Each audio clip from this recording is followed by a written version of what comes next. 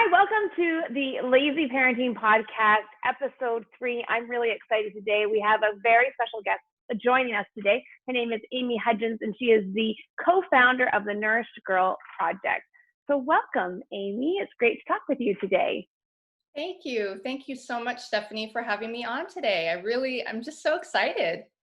Yes. So let's just first, if you could, please just give an introduction of yourself and what the Nourished Girls Project is all about and how you fell into this or where your passion came from. Yeah, absolutely. So I'm the founder of the Nourished Girls Project, and I actually co-founded this project with my 11-year-old daughter, Nyla, who was 9 at the time, because we started this at the very end of 2018. And we just had this kind of idea that we wanted to co-create something together. And I said, what do you think of the Nourished Girls Project as a name? And she's like, I love it. So we just started, taking the seed, the idea, and really the mission of the Nourished Girls Project is to empower and support and inspire preteen and teen girls to really live their joy, be kindness activists, just be confident, be them, and dream big. Really all about just anything is possible when you dream big.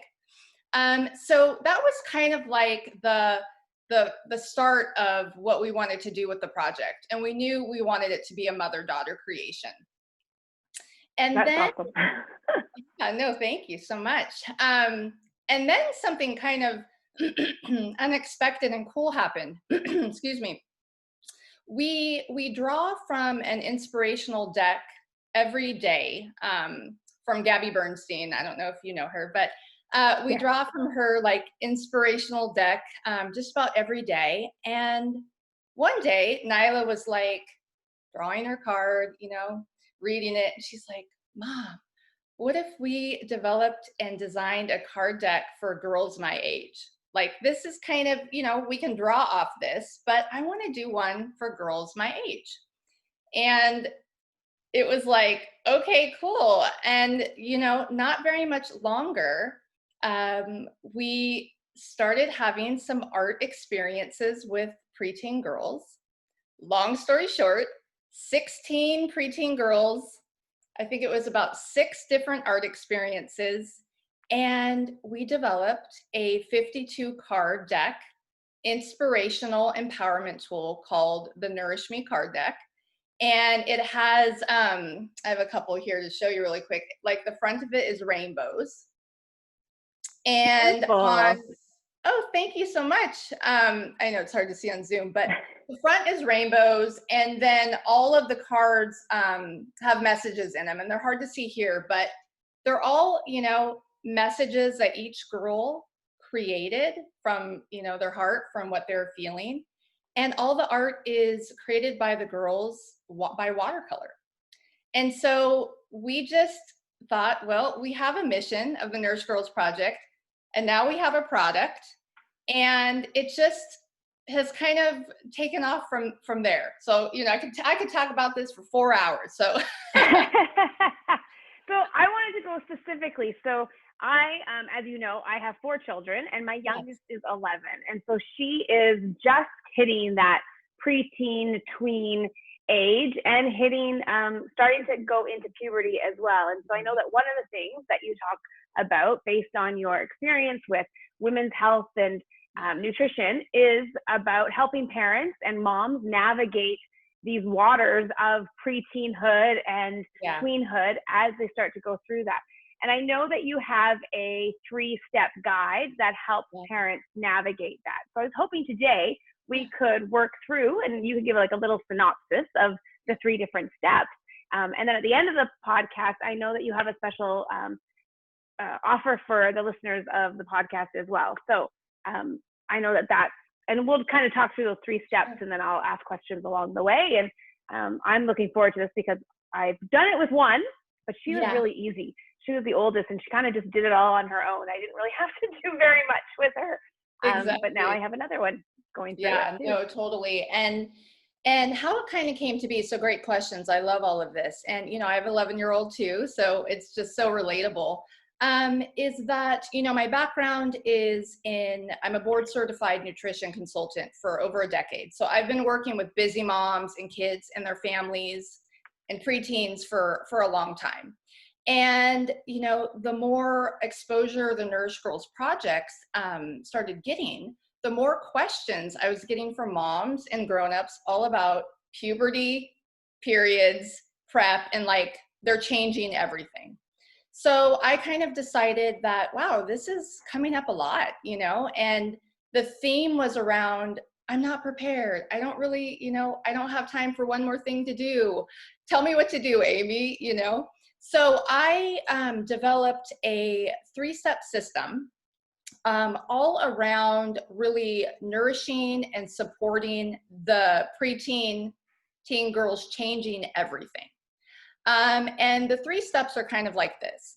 The first step is really about nourishing and kind of like supporting and nourishing the changing moods and body, because that comes up a lot, right? I don't know if you can relate, but wow, you know, one day, you know, your daughter could be this way and within moments it could change. So, you know, there's a lot of like just things that, you know, are changing fastly. So that is the first step. The second step is all around really empowering her to fill her energy bank. So it's really about building these anchors around things that you can do, that the preteen can do for herself to nourish herself, to feel like her energy bank, which I call it, is very full, you know, and to really recognize those signs when she's starting to feel, you know, maybe a little less full in the energy bank. And then the third step is all about kind of, you know, this age, girls are starting to put a lot of more products on their body and using a lot more things. So just really talking about, you know, some safer skincare options that they could use, how to protect the endocrine system, and some really cool ways to like learn about more organic products, you know, because like they're developing so much now, you know, and so I really am passionate about all things that can really kind of lower the load, you know, just living in the world sometimes, breathing the air, being out and about. Sometimes we just have a higher, you know, load of, let's say, toxins or, you know, whatever you'd like to call them. So it's really, the step 3 is really just all about things that she can use or the family can be more aware of, supporting the endocrine system with products and, you know, ways to be able to check the products you have now. Awesome. So if we can go through those steps a little bit more in detail. So the first step, you talk about the hormones, like the fluctuations of hormones and all of the moods. I've been relatively lucky with my kids so far. I think partly because of their being quite healthy and active. And I think that the mood swings in our house are a little bit not quite as high, like they're a little bit flatter because, you know, we're pretty on top of anytime I feel like, you know, moods are getting a little bit elevated, whether it's because they're hungry, whether it's because they've been in the house for too long, you know, we are pretty adamant about getting up, getting out of the house, going for a walk, getting fresh air, how we're feeding them in regards to sugar. And I mean, my kids eat a lot of sugar, don't get me wrong. It's Halloween right now. There's so much chocolate in the house and all of that, but more so having that conversation with them, which I'm wondering if that's one of those things that you talk about with the moms is making sure that we put names, we name the emotions, we teach the children to be able to themselves self-diagnose that they feel like they're, you know, their hormones are kind of going crazy, or they're a little bit more irritable, or they're a little bit more sad, or those sorts of things. Is that something that you talk about with moms, or? Absolutely, 100%. And I love that you brought that up. I think it's really about being intentional, you know, teaching them these tools about being really intentional and being sustainable, meaning like being able to like sustain their energy levels. You know, are you getting enough sleep? You know, what are you eating? When are you noticing that you have maybe a little bit of a crash? You know, do you need to eat a little bit more protein in the morning versus at night, just really gauging them, helping them, but also empowering them. Because I know you're really into a lot of that too, just about, hey, Yes. these are things that, we can do it all, just not in one day, so to speak, right? But just really empowering them with these tools. And going back to the question you asked around the hormone support, I'll give a few little tips about that. Really being active, of course, exercising helps with serotonin release, helps with, oxytocin release, just helps you feel better, helps everything kind of move. So really, encouraging moving your body for at least 30 minutes a day. That's something that I talk about a lot. And then things that will support some of the systems in the body. And I like to start, my kind of like motto is nourishment made simple. We're all busy. How can we use food in a simple way to optimize your liver, your gut, your digestive system, your brain, your nervous system? And so an example would be for the liver is really simple. You can use a little bit of lemon, and put it in her water. What does that do? That helps gently kind of detox a little bit the liver. Move it in a very easy way. You can also introduce, some bitter type foods. So that would be like arugula, artichokes, or cruciferous vegetables, broccoli, cauliflower.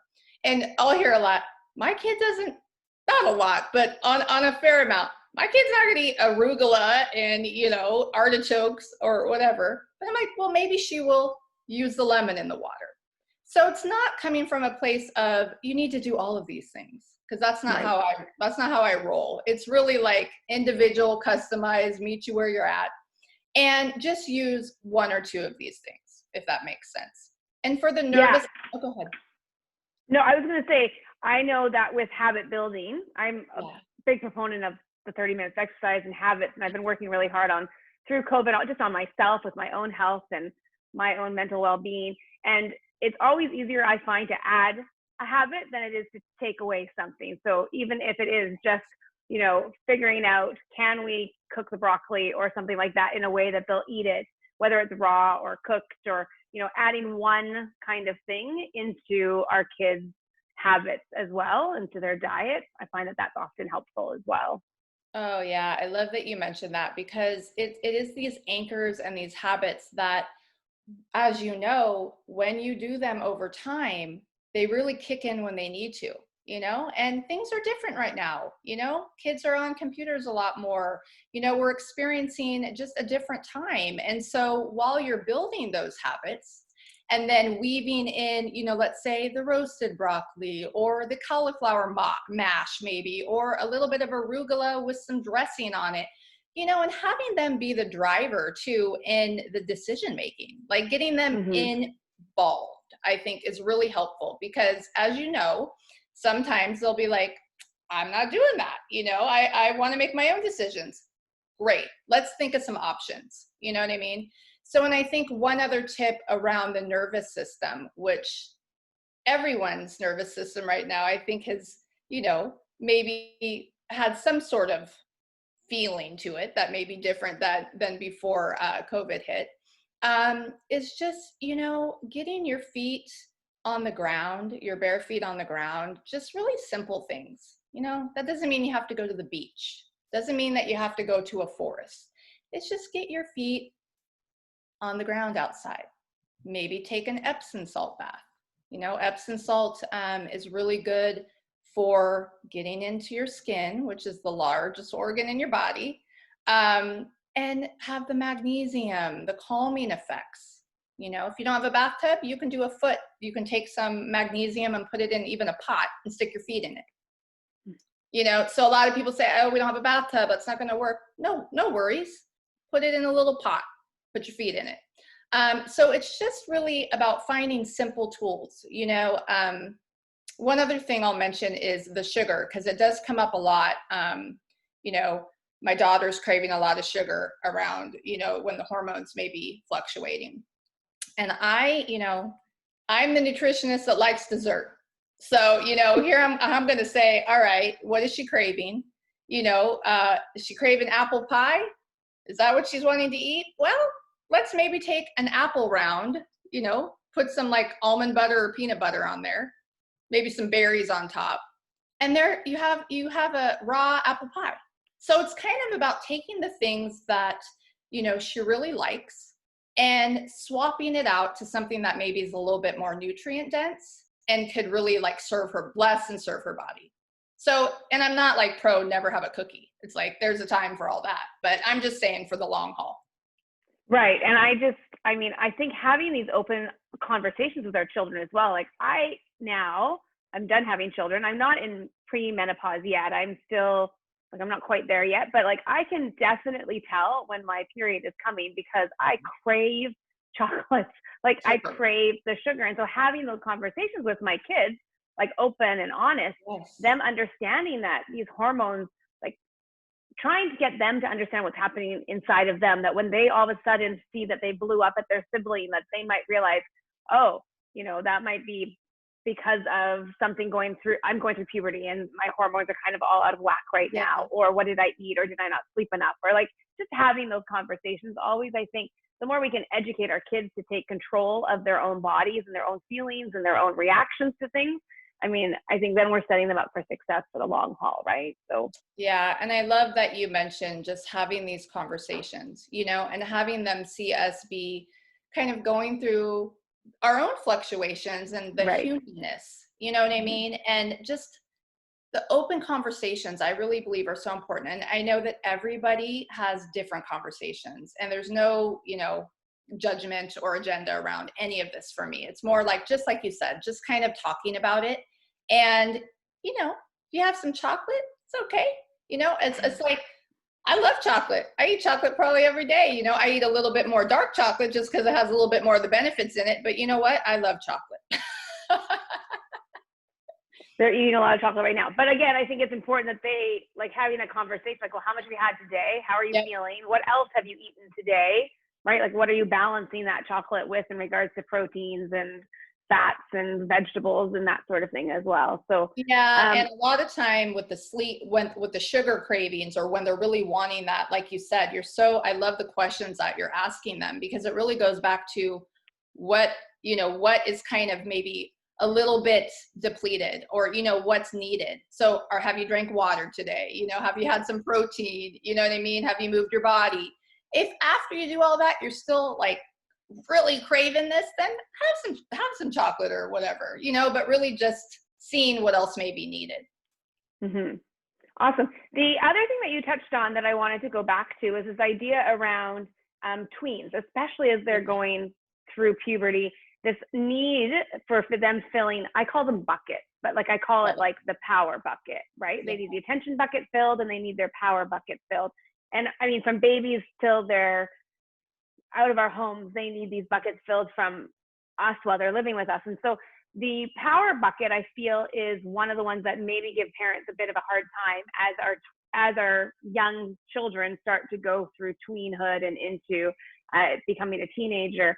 So do you have any thoughts on that, or things we can do as parents to be aware of that or to help them with that?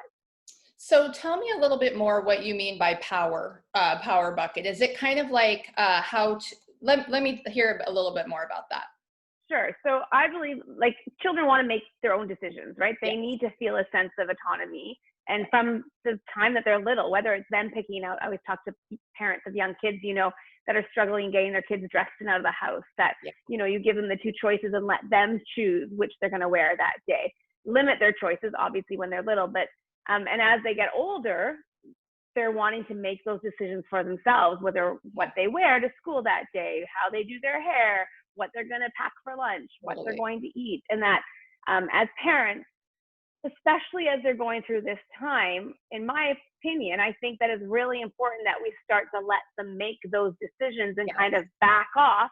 And if we can do that as a slowly through their lives, I have had success with my teenagers, with them now being able to make all those decisions and not having to go back and then put rules on them. And I feel like that's where a lot of the conflict that I see happening between parents and their teenagers is, because they've let them do all of these things, and then their decision making isn't that great, and they're having to pull back and start to give them rules, and then they rebel. And so okay, I don't know if you had any thoughts about that. I'll speak to that. So I think it comes back down to building those anchors that I talked about. You know what I mean? As far as like, you know, gratitude, moving the body, what she may need to kind of recharge.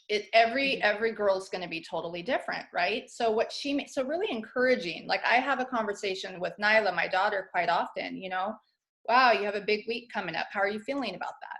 You know, how are you preparing for that, where you're filling your bucket or your bank? And, you know, how can I support you? So I think also making it fun. And, you know, because everything is a little more serious, you know, these days and all the time. So really bringing in some silliness, some laughter. I talk a lot about, and in fact, this card says in our deck, live your joy. You know, it's like, so I think when I'm working with moms of preteens or grown-ups of preteens or the preteen themselves, it's all about, what are you doing for this joy piece? You know, because they're like, all these rules, all these things I can't do. And it's like building the anchors, having them have that resiliency, that intentionality, that sustainability from the anchors, from the food, from the sleep, from everything. So then when they get off a little bit, it's not such a big deal. You know what I mean? And I think you and I are on the exact same page with like empowerment for them. You know what I mean? Like they get to choose. Right. Awesome. To an extent. Yeah. Well, and they're going to make mistakes along the way, and not 100%. Not choose the way we would have chosen. And then we have to have those conversations around that. Yeah. I wanted to go into a little bit more specifics around the period talk and around the actual puberty, and what advice you have for moms on how to navigate that. Like, what are the things we're looking out for? What are some strategies we can use for that inevitable day when they first get their period? How do we talk to them about those things? What your opinion on all of that is? Yeah. And so I think this is it's an interesting conversation, because every, you know, grown up mom, they're going to handle that differently with their daughter. But I really think it's like, just, you know, being aware, being a good, you know, as good of a listener as you can. And I know that sometimes like 2 minutes being present is the way it is at times, you know, when we're all busy. Just being a really good listener and just teaching her to, like I said, build the anchors, eat the nourishing food. All of these things will really help. It's interesting, like help to get that conversation going of like, you know, so, you know, are you noticing these changes in your body? Or, you know what I mean? Like you can come to it in any way, you know what I mean? But it's kind of like just having the conversation feel not so constricting and feel a little bit more, I don't know, relaxed around the whole situation. Because every girl, you know, with their period, or they're kind of like maybe at a different stage than their friends, you know, and they're having questions. So, and I know we're going to talk about this at the end, so I won't go into it much, but the resource guide, the free resource guide that I developed has a lot of, I kind of did some of the work, so some parents, you know, don't have to, in a sense of like books, resources, you know, organic period products, like things that they can kind of look at so that they're a little bit more prepared. And I encourage, if it's comfortable for you, or, you know, to talk with your daughter about some of those things, you know what I mean? Just about all of it, you know, just having an open conversation if possible, if it's comfortable. Sometimes it's not, and that's okay too. Right. But I think it's important that if it's not comfortable for us as parents, that we have to find, someone has to have that conversation with our daughters. And so are you in a school district where they are going to be going through that and having those conversations in your school? Then can you use that as a jumping board, springboard for when they come home? Oh, so what did you guys talk about? What were some of the questions that the kids had in the class? Like that way. Exactly. Yeah. I think finding a doorway into to talk about it, Right. you know what I mean? It could be any doorway, but yes, support it. You know, I don't know. Every school's so different. My daughter just started a middle school this year. So and they have quite a lot. I'm impressed with the support that they have there, just on all aspects. So, you know, but we obviously with me and with Nyla, it's kind of like an open book, you know what I mean? And I gauge it by the changes I'm seeing, you know, and taking a step back a little bit and seeing the changes maybe in the mood or the body and what's happening. And, you know, just talking to her about those things in a way that is nourishing. I guess that's what I would really, that's like a tip there. It's like, how is it nourishing, you know, or maybe light. And sometimes it isn't light. Sometimes you have to talk about things that, you know, aren't light. But just nourishing, I guess, is what I would suggest. Okay. So that was step one, was the hormones and having those conversations. Step two, can you remind me? Step two. Yeah, that was the like filling the energy bank, you know, empowering to fill the energy bank. And then step three is just, I talk a little bit about kind of knowing what's in your products. And this is in no way, shape, or form like throw out everything or what you're using isn't right. I don't work like that. It's more about knowing that our girls tend to start putting a little bit more products on their body, you know, preteen, teens, even if it's not makeup or anything. It could be, you know, deodorant, face wash, you know, soap, you know, all of these things. Or they want to play around with a little makeup, maybe not. So just really kind of, I don't know if you're familiar with the environmental working group. I am. I did as with babies, especially mostly for sunscreen, right? When they were little, trying to find a sunscreen that was on the healthier side or not as toxic. Yeah, so I talk about the environmental working group. I'd love to let you know, moms and grown-ups that maybe don't know about it to look into the environmental working group. They have an app. You can get an app on your phone. I think it's called Healthy Living now, where you can actually scan products and see kind of, you know, if they're in the database, you can see, you know, what is kind of the level of, you know, toxicity or whatever in your products, because it can say natural and organic. And since our, you know, personal care is not super regulated in the United States, it may not be super good. So I come at it in an approach of, you know, maybe swap out one product. Or maybe if your girl's gonna want to start wearing some lip gloss, you go with a company that tests for heavy metals, because there's a lot of heavy metals in our color cosmetics. So it's about just, you know, education, you know, rather than everything you're using isn't good or throw out everything. Do you know what I mean? So, and that is to really support the endocrine system, which is, you know, the reproductive system, and it's developing and it's, you know, changing. And so we really want to make sure we're not using a lot of products that are endocrine disruptors. That makes sense. Yeah, I'm really curious. I'm 48, so I've been coaching young women for a very long time. And so many of those women that I first started coaching are all mothers now themselves. And I don't know if it's just talked about more or if it's an actual really big problem, but the amount of infertility and the amount of struggles that women that I know now who have struggled to get pregnant and keep pregnancies and all of that seems so much higher than what it was when I was younger. And I that's a concern. Like, it's a concern for my children. It's a concern as we think forward as to what the products are that they're using. I mean, we probably just didn't talk about it as much when I was younger, but I'm glad that there is more talk and more support and more resources out there. But I feel like this is a piece of that, right? Like, the amount of microwave food I ate and packaged food. And when, you know, my mom was just trying to run her family and go back to work, and all of the things that were convenient that weren't healthy for us, right? And so I wonder now with our children if we can do better that way. Yeah, and I love that you bring all that up, because, you know, if you don't know, you just don't know, you know. Or if you're at Whole Foods and you pick up something and it says organic, or you're at Safeway or wherever you may shop, you know, and it says natural, organic, you're like, cool. So it's like you're trying to make these great decisions, and that's step one. And just learning more about things. That's why I put together that resource guide, because Awesome. it's just, it's just knowing more and being a little bit more educated in a way that isn't shameful at all. Just learning more. Right. Yeah.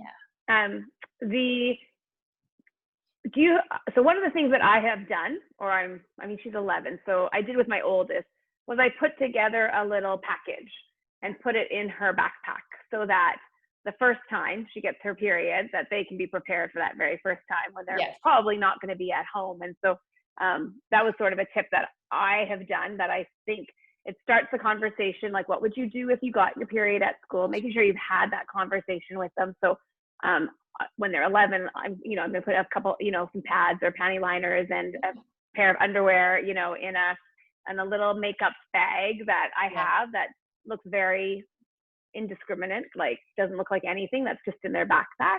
Do you have any other kinds of tips or tricks like that parents maybe haven't thought about but could help set up their children for success as they go through this time? I love that it's about just opening that conversation again, and being prepared and putting just a couple of things. Another thing is, you can also, some people may go, oh, I don't know about that, but if your daughter wants to actually try on the pad in her underwear so she knows how it feels, you know what I mean? Just, and that's a personal choice, obviously. But that's another thing that some moms that I've been talking to, they're like, wow, it's not a big deal now because she's like tried on the pad and she's walked around. She knows how it feels in her underwear, and we can kind of laugh about it. She's like, this feels like a diaper, ha ha ha, and that brings in, again, the silliness. Right. The other thing is I do love the organic project. It's called Top. And they have a great first period box. We got one, and there's just not a lot of junk in there, like perfume stuff. And, it's just the things you need. Cute little pouch, a book that talks about like puberty and what to expect. And it's great. And so I would totally, again, it's on my resource guide, but just, bringing in the fun with it is what I would, and being prepared. I love that you just mentioned that, because, it is a concern. Or what if I get my period in a pool? Or if I'm at my friend's house? Or, and that I feel is just amazing conversation starters. So it's like, great. How would you feel if we put this in your backpack all the time? Or how would you feel if, so-and-so, or what, whatever it may be. Right. Or would you be comfortable asking, going to the mom? We all have it. So the more that it's open with us as parents or the women in the house, like them seeing, well, again, with your comfort, but like in our house, everything's pretty wide open. I talk about having my period. Kids are always in the bathroom and out of the bathroom, and all of that sort of thing. Having all those conversations. And I like what would you do in this situation? I think is a great lead-in topic to ask the kids about how they would do with it. The other thing I would think that's really, really important in all of this is, what's really hard is if you've never had any conversations. So again, if you already have a tween and you've never had these conversations, this is going to be a bit of a harder, more uncomfortable possibly for you to go into. So if we have moms that are listening that have little ones, the earlier we can have these conversations and make them not such a big deal, but just part of life, I think then that makes those conversations as they get a little bit older a little bit easier. I've been known often in this family with both my boys and my girls to ask very awkward questions, not in front of other people, but like when we're alone in the car, I'll just be like, so got any hair in your armpits yet? Yes. Or like, exactly. I'll just ask these random questions, because if I don't ask them, I won't know. And I don't see them, like the other thing is, as your kids get older, you don't see them naked as much as you did when they were little. So I have a far less, like when they're little, everything that's going on with their bodies. That when they're pooping and peeing and eating, and when their skin has a rash or any of those sorts of things. And as they get older, you don't get that anymore, and nor they have their privacy, their own body, they're learning autonomy and what's okay to share or not share. So I do ask these very awkward questions every once in a while, for both the boys and the girls. And surprisingly, they answer me. Like, I'm always expecting them to be really kind of caught off guard and not want to share, but they do. They all answer. So I feel like that's the only way I get to know what's going on and where they are at in that sort of long line of puberty. Like, as they work through, like, where are we at with them and what's their health like? Because they're also going to have to tell us if something's wrong because they need to go see the doctor, right? So that conversation has to be happening. Exactly. And I love, if the conversation isn't, happening or maybe isn't easy and, for whatever reason, it's like, maybe you're going to grab a book, that you obviously approve first. And that's why I do like the top first period box. They have a great book in it. And, you obviously check it first, right? And then if you're comfortable, hey, you want to look at this? You would be surprised at a couple of the girls that I've talked to their moms. They're like, wow, she dug into that book. And then she was asking me things. Right. So again, it's just such a personal choice, but I really love that you bring it up. Yeah. And the books, we did definitely do that with my oldest. My first children going through, I definitely had some books that they got and that I asked them to read, and we went through together as well.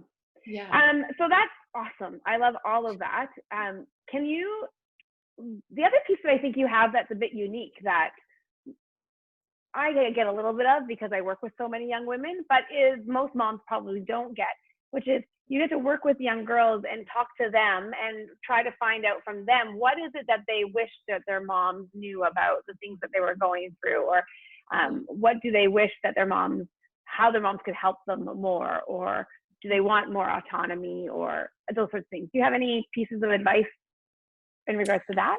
Well, it's interesting because a lot of the conversations that came up when the girls would gather here to, maybe do the art, or when, my daughter's friends may be around, or with clients, because I do talk to quite a few teen girls.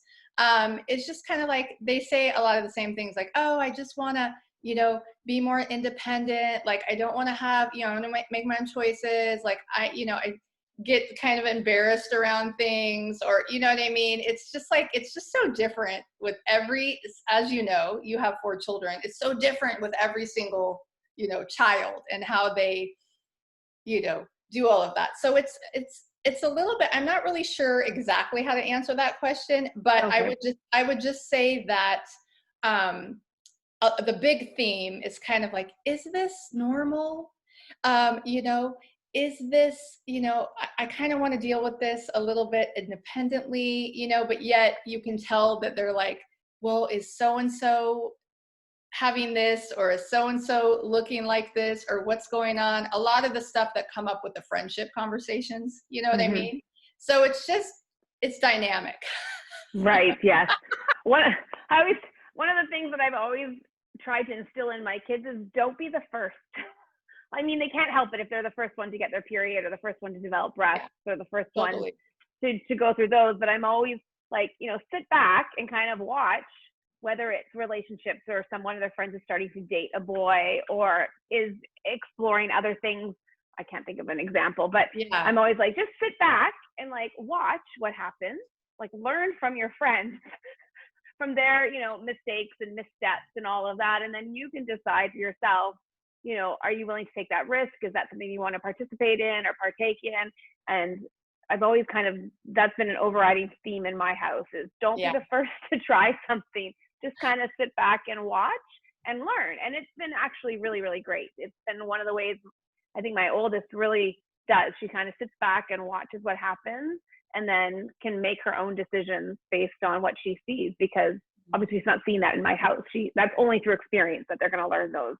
Learn that information and learn how that works. So I love that you bring that up. And I think, a lot of the work I do with moms of preteens and the preteens themselves is really like, be you know what I mean? Be confident. You're a gift, you're very unique. And, we ran a camp last summer and we had over 200 girls register all over the world. And on some of the Zoom days, there were like 80, 90 girls. And it was all about like, just what inspires you. So that's another tool and tip I use a lot. What's inspiring you? Talk about the things that you want to do. We had girls that want to start businesses or that love knitting and they just start knitting things or baking. It could be anything. And so again, bringing it into be you, you have these gifts and this confidence, unapologetic confidence, you know what I mean? And it doesn't mean that you have to be the loudest girl in the room or you have to speak up all the time. It's really about just being you. And so that really grounds into my philosophies and what I'm really in alignment with the Nourished Girls Project, what I teach with my daughter, and what I talk about a lot with my clients. I love that message. I think that if nothing else in this whole this episode today, this podcast episode, that's like one of the number one things I think that we want to try to encourage our kids as they go through puberty and tweenhood into teenagehood is to really, because there's so much, they don't know who they are sometimes, right? Or they get confused or they're not sure who they should be or any of that. And so the more we can really, as their moms, help them be honest with themselves about the things that they like. What are the things that they like to do? How do they want to behave or act or are passionate about? And help them realize that that is all about them and that's what makes them special and that's what makes them unique. And if they can stay true to those things, then they can have fun with all of the other things as well, as long as they're, unapologetically staying themselves, right, through it all. 100%. And with the card deck, that's what was so fascinating. I mean, all the messages in the card deck, I was just blown away with the artwork and the messages were all around. It was just, it was amazing to me. Just anything from like, be yourself, speak your truth. These are like, I'm like writing down what they're saying and I'm going, wow, this is like powerful. This is powerful stuff, And so being able to like have those messages and really just know that if anything else, just know that like you're a gift and live your joy however you can. It's something obviously you can tell I'm really fired up about because it could be the bridge to conversations. It could be, how you can help them through, hard times without fixing it, but teaching them to walk through it. Right. You know what I mean? So. Awesome. Well, this was a fantastic conversation. Thank you so much, Amy, for coming on today and being a part of the podcast. I know that you have a special something for the people who are listening today. Can you go into that a little bit? And then I'll put the link below in the podcast notes and on the show notes. Absolutely. So I thank you for having me, Stephanie. It's been a wonderful conversation. And yes, I have a free, I call it Healthy Get Ready Resource Guide. And it's all around everything we're talking about: puberty, periods, prep, and everything in between. And what this resource guide is I kind of just started going, I don't know so much about some of these products, company, people. So I started doing some research and I put together a starting list. I'm sure this will build over time, but put together a starting list for, like some great organic pad companies and, low tox, safer skincare and the books. And, a place where if you needed to get custom tinctures made from herbalists that you could call and say, hey, my daughter's feeling this way. Can I get something made and mailed to me? There's so many great resources. And the intention around it is to, really meet that, busy mom, busy parent where they're at and go, I'm not prepared.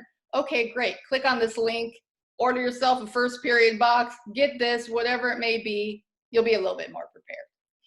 Awesome. I did. I had a look at it and there's so much stuff within that resource guide that I think my listeners will find valuable. So I encourage you to make sure you click the link over on Amy's website. I'll put the link below and then you can as well get those resources and see what resonates with you and where you guys are at as moms of your tweens and teens to help them navigate this uncharted waters if this is your first one going through this, for sure. So again, Amy, thank you so much. I really, really appreciate you coming on, and it's been great to get to know you and learn about the Nourished Girls Project. And I think what you're doing with the summer camps and the Zoom, everything's modified right now due to the time that we're in, but I hope that the world goes back to a time a place when we can all get back together again, and that your summer camps and your events all flourish and are amazing, and that you continue to impact so many young women's lives in such a positive way. So Again, thank you very much for coming on with me today. Thank you so much for having me. It's been a real honor. Awesome.